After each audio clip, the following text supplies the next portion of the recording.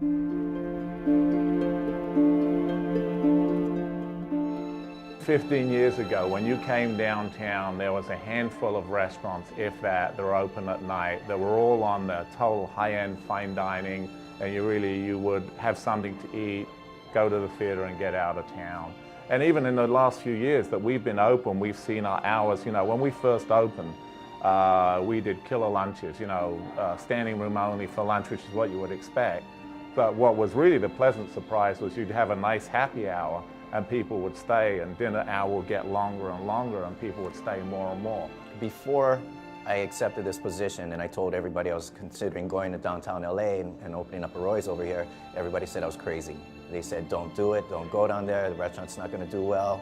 And then people said, if you do take it, you know what, on the weekends it's dead. So I took the chance and came down here, and I was very, very surprised. And the last 2 years, the growth that I've seen in just 2 years alone has just been amazing. I think people still have the stigma of nothing happens in downtown LA, that people just come there, they work, and they go home. And so much has changed. It's totally the opposite. You've got people living down here, so they're down here all year round.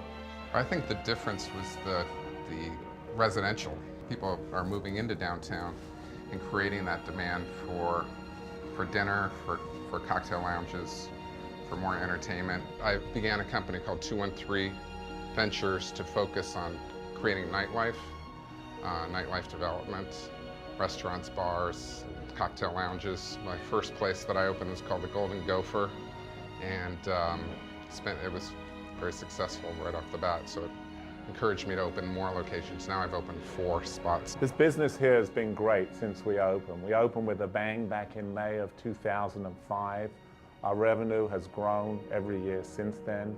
Out of 34 restaurants, we are currently #1 in sales in the company at this downtown location. That it's a great environment for hospitality.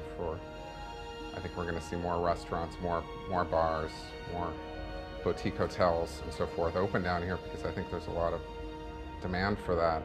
And with that, I think there's going to be demand for all kinds of retail. The Ralph's grocery store. The supermarket. The supermarket, which is kind of really, you got to, and the numbers I heard on the news the other day were just knocking the ball out the park.